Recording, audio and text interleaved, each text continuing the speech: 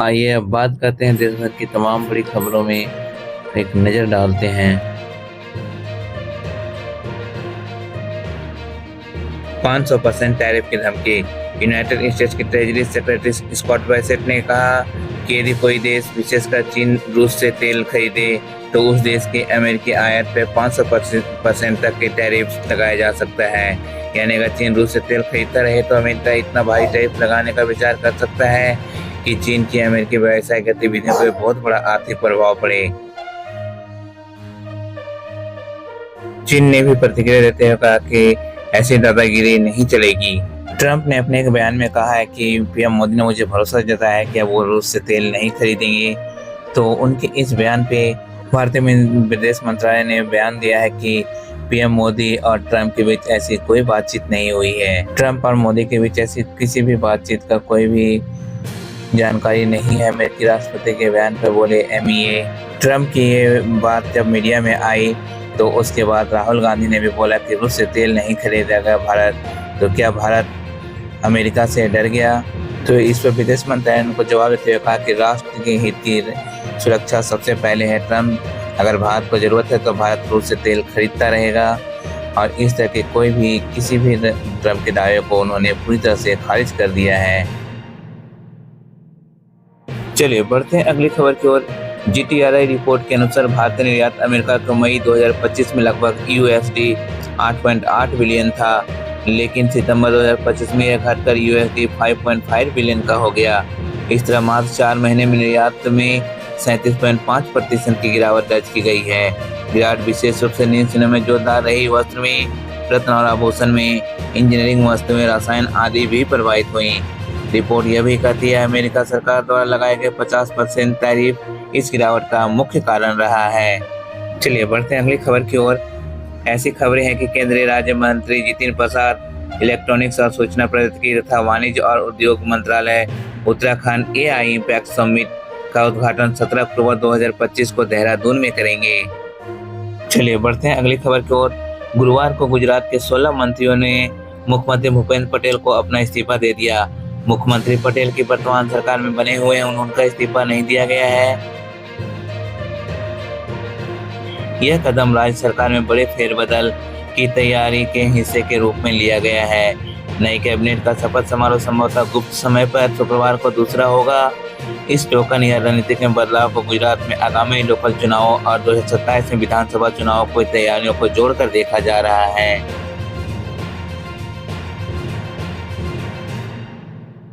चलिए बढ़ते हैं अगली खबर की ओर। छत्तीसगढ़ में बस्तर क्षेत्र में अबुझमार इलाके में 170 नक्सलियों ने हथियार डाल दिए। इसके एक दिन पहले 27 नक्सलियों ने अन्य जिलों में आत्मसमर्पण किया था और महाराष्ट्र में भी 61 नक्सलियों ने हथियार छोड़े। इस तरह कुल 2 दिनों में 258 नक्सलियों ने हथियार डालने का निर्णय लिया। अमित शाह ने कहा कि अबुझमार और नॉर्थ बस्तर अब नक्सल आतंक से मुक्त हो गए हैं। शाह ने एक लक्ष्य की ओर इशारा किया कि 31 मार्च 2026 तक नस्ल को पूरी तरह से समाप्त कर दिया जाएगा। चलिए बढ़ते हैं अगली खबर की ओर। रैपिडो पर अब ऑटो बाइक के साथ साथ ट्रेन और फ्लाइट भी बुक कर सकते हैं। रैपिडो कंपनी पे अब हर तरह की टिकटें आप यहाँ पे बुक कर सकते हैं। फ्लाइट की टिकट हो, चाहे वो बस की टिकट हो, ये सारी टिकटें अब आप हमारे रैपिडो पे बुक कर सकते हैं। यानी कि रैपिडो वन इन ऑल ऐसी ऐप है जिसमें सभी टिकटें यहाँ पे आप बुक कर सकते हैं। चलिए बढ़ते हैं अगली खबर पर। रेलवे मंत्री अश्विनी वैष्णव ने घोषणा की है कि कंबल कवर और धारणा की शुरुआत की गई है ताकि यात्रियों के सफाई स्वास्थ्य संबंधी चिंताओं का समाधान हो सके। यह कदम पायलट स्तर पर शुरू किया गया। पहले चरण में कुछ कोचों में सुविधा लागू की जा रही है, जैसे जयपुर असवारा सुपरफास्ट एक्सप्रेस के इसी कोचों में स्टेनली में प्रिंट वाले कवर लगाए जा रहे हैं। चलिए बढ़ते हैं अगली खबर पर। पंजाब के रोपर रेंज DIG हरचंद सिंह भुल्लर को CBI ने भ्रष्टाचार रिश्वत के आरोप में गिरफ्तार किया है। आरोप है कि उन्होंने 8 लाख की रिश्वत लिया और उसके बाद मासिक सेवा पाने की मांग की थी ताकि केस को सेटल किया जाए और आगे पुलिस की कार्रवाई रोक दी जाए। CBI ने इस गिरफ्तारी के दौरान उनके कार्यालय, आवास से अन्य स्थलों की तलाशी लगभग 5 करोड़ 1.5 किलोग्राम आभूषण, लग्जरी कारें, 22 लग्जरी घड़ियां, बंदूकें, शराब की बोतलें और अचल संपत्तियों के दस्तावेज बरामद हुए हैं।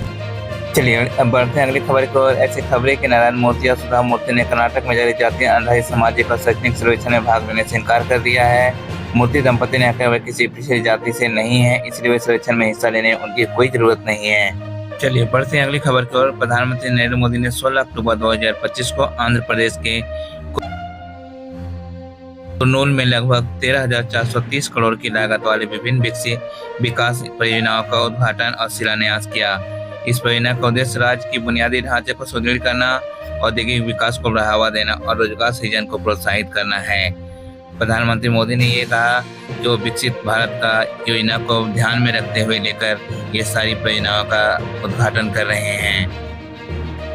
चलिए बढ़ते हैं अगली खबर पर। कर्नाटक सरकार ने हाल में सार्वजनिक स्थानों और सरकारी परिसरों में राष्ट्रीय स्वयंसेवक संघ RSS की इस गतिविधियों को नियंत्रित करने के लिए नए नियमों को मंजूरी दी है। यह निर्णय सूचना और प्रौद्योगिकी एवं जय प्रौद्योगिकी मंत्री प्रियंक खड़गे के मुख्यमंत्री सिद्धारमैया के लिखे पत्र के आधार पर लिया गया है, जिसमें सरकारी कर्मचारियों द्वारा RSS कार्यक्रम में भाग लेने पर प्रतिबंध लगाने की मांग की गई है। चलिए बढ़ते हैं अगली खबर की ओर। भारत में बच्चों के खिलाफ यौन अपराधों में चिंताजनक वृद्धि हुई है। चाइल्ड राइट्स संस्थाओं की रिपोर्ट के अनुसार 2017 में से 2022 के बीच यौन अपराधों के बच्चों के संरक्षण अधिनियम POCSO के तहत दर्ज मामलों में 94% की वृद्धि हुई है, जो 33,210 से बढ़कर 64,469 हो गई है, जो एक चिंता का विषय है। चलिए बढ़ते हैं अगली बड़ी खबर में। अहमदाबाद में 12 जून 2025 को हुए एयर इंडिया फ्लाइट AI 171 के भीषण विमान हादसे में पायलट कैप्टन सुमित सभरवाल के मृत्यु के बाद उनके 91 वर्षीय पिता पुष्कर राज सभरवाल ने सुप्रीम कोर्ट में याचिका दायर की है। इसमें उन्होंने मौजूदा जांच के पक्षपाती बताते हुए एक स्वतंत्र और न्यायिक निगरानी की जांच की मांग की है। उनके आरोप है कि विमान दुर्घटना के प्रारंभिक रिपोर्ट में पायलट की गलती को प्रमुख कारण बताया गया है, जबकि अन्य संभावित तकनीकी या प्रक्रियात्मक कारणों को अनदेखी की गई है। चलिए बढ़ते हैं अगली खबर की ओर। केंद्रीय गृह मंत्री अमित शाह 16 अक्टूबर 2025 से 3 दिवसीय बिहार दौरे पर पटना पहुंचे हैं। यह दौरा आगामी विधानसभा चुनाव की तैयारियों को लेकर महत्वपूर्ण माना जा रहा है। इस दौरान वे राष्ट्रीय जनतांत्रिक गठबंधन NDA के नेताओं के साथ बैठकों में भाग लेंगे, उम्मीदवारों की सूची पर चर्चा करेंगे और पार्टी कार्यकर्ताओं से संवाद करेंगे। उनका यह दौरा NDA में चुनावी रणनीतियों को मजबूत करने के उद्देश्य से है। चलिए बढ़ते हैं अगली खबर की ओर। मेरठ रेंज में अवैध पटाखों पर पुलिस का एक्शन। दिवाली के मद्देनजर मेरठ रेंज में पुलिस ने अवैध पटाखों के खिलाफ सघन अभियान चलाया। इस कार्रवाई में 53 लोगों को गिरफ्तार किया गया है और करोड़ रुपए के अवैध पटाखे जब्त किए गए हैं। चलिए बढ़ते हैं अगली बड़ी खबर की ओर। IMF प्रमुख को भारत को लेकर बयान। अंतर्राष्ट्रीय मुद्रा कोष IMF के प्रमुख क्रिस्टिना जॉर्जिवा ने कहा है कि वैश्विक अनिश्चितताओं के बीच भारत दुनिया का उज्जवल स्थान बना हुआ है। उन्होंने भारत के व्यापार संबंधों को और मजबूत करने की सलाह दी है। चलिए बढ़ते हैं अगली खबर की ओर। महागठबंधन में सीट बंटवारे को लेकर असमंजस। महागठबंधन में शामिल दलों राष्ट्रीय जनता दल, RJD, कांग्रेस और अन्य सहयोगियों के बीच सीट बंटवारे को लेकर अभी तक कोई अंतिम समझौता नहीं हुआ है। कांग्रेस ने पहले ही 48 सीटों पर अपने उम्मीदवारों की घोषणा कर दी है, जबकि RJD और अन्य दलों की सूची अभी जारी नहीं हुई है।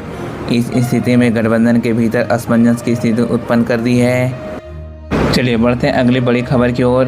AIMIM ने गठबंधन बनाकर 64 सीटों पर चुनाव लड़ने का ऐलान किया।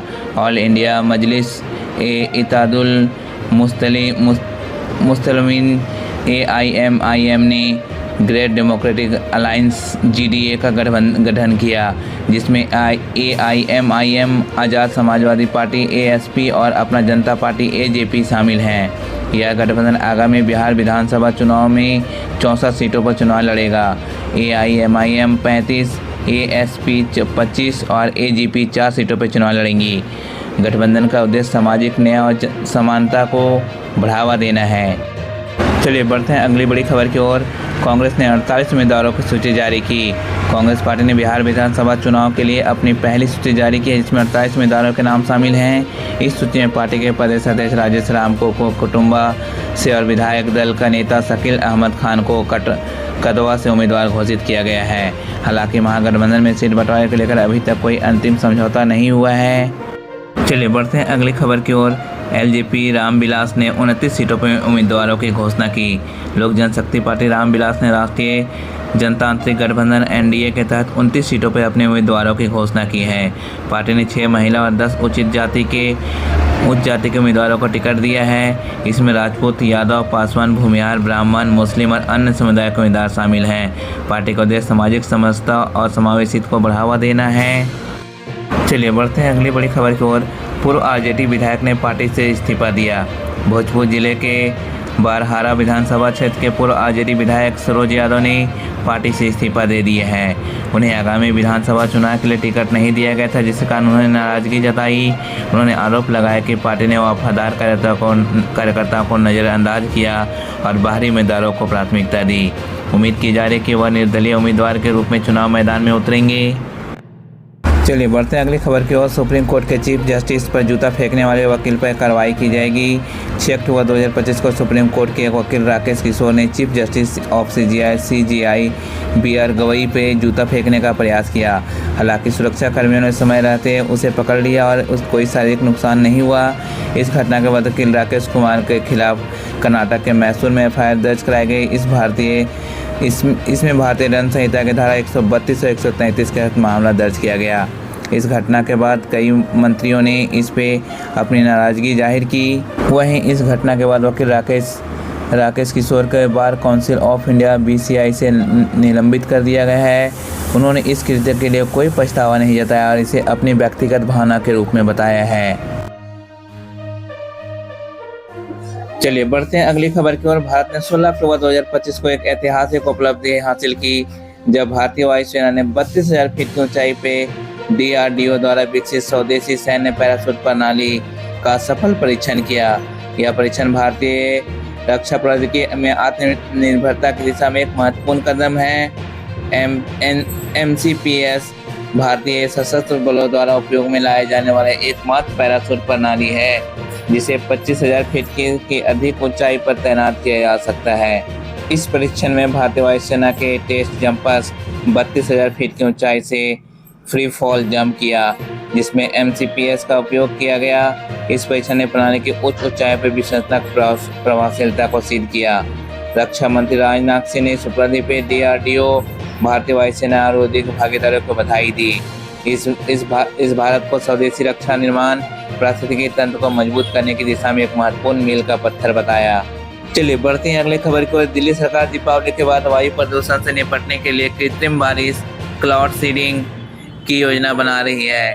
पर्यावरण मंत्री मजिंदर सिंह सिरसा ने बताया कि सभी तैयारियां पूरी हो चुकी है। पायलटों का प्रशिक्षण, विमान में आवश्यकता उपकरण की स्थापना और परीक्षण उड़ानों का सफलतापूर्वक संपन्न होना। अब भारतीय मौसम विज्ञान विभाग IMD से अंतिम स्वीकृति का इंतजार है। मौसम अनुकूल होने पर यह प्रक्रिया दीपावली के अगले दिन या उसके बाद शुरू की जा सकती है। चलिए बढ़ते हैं अगली बड़ी खबर की ओर। हिमाचल प्रदेश में दीपावली से पहले विधायकों, मंत्रियों, विधानसभा अध्यक्ष और उपाध्यक्ष के वेतन के भत्तों में महत्वपूर्ण वृद्धि की गई। राज्यपाल शिव प्रताप शुक्ला ने इस संबंध में 3 विधेयकों को मंजूरी दी है, जिन्हें वह अधिनियम रूप में लागू किया गया है। विधायकों का मूल वेतन 55,000 से बढ़ाकर 85,000 कर दिया गया है। इसके अतिरिक्त और कई अन्य भत्तों में भी वृद्धि की गई है। वहीं मुख्यमंत्री के मासिक वेतन में 2.65 लाख से बढ़ाकर 3.50 लाख तक कर दिया गया है।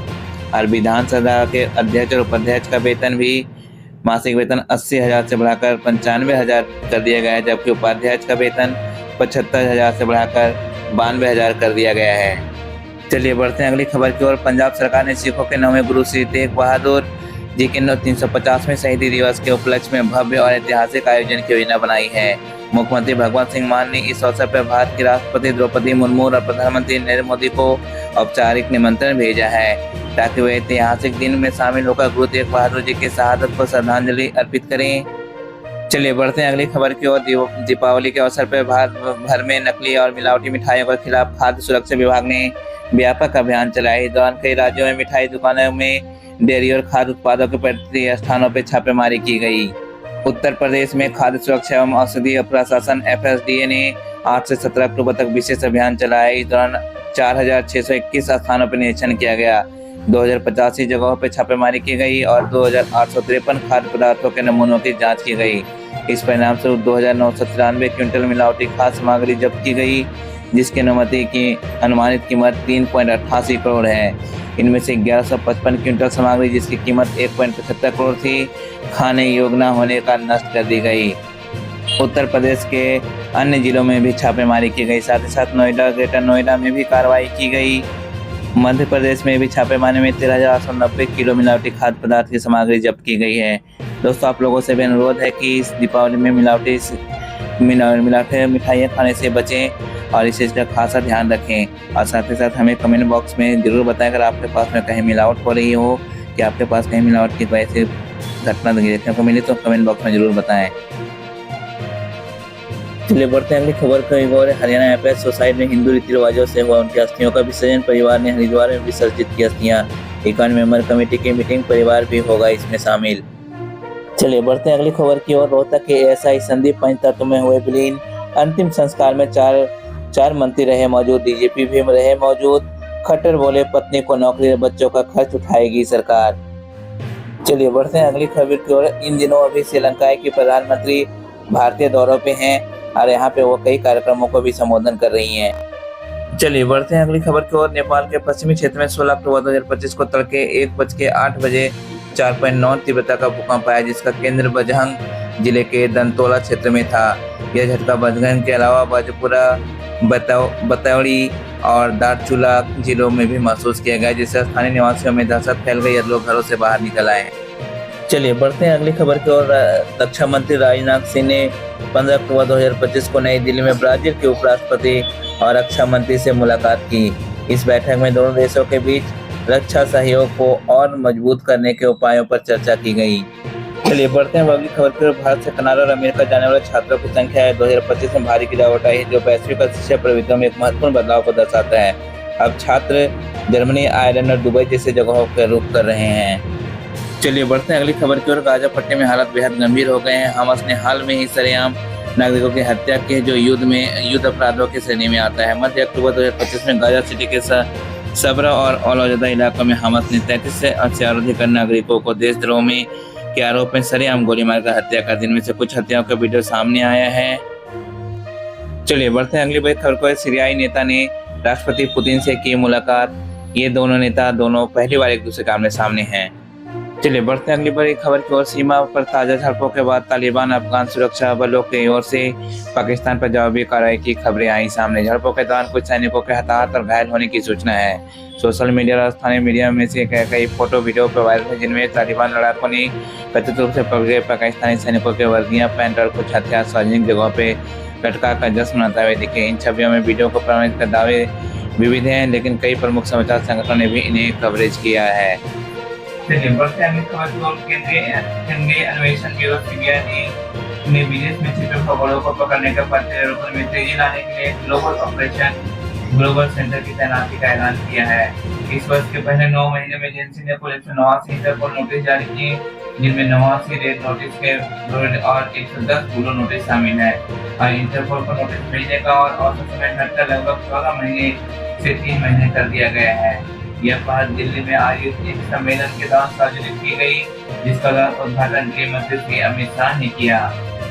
चलिए बढ़ते हैं अगली खबर की ओर। मीडिया रिपोर्ट्स के अनुसार सिंगर एक्टर दलजीत दोसांझ कौन बनेगा करोड़पति के 17वें एपिसोड में हिस्सा लेंगे।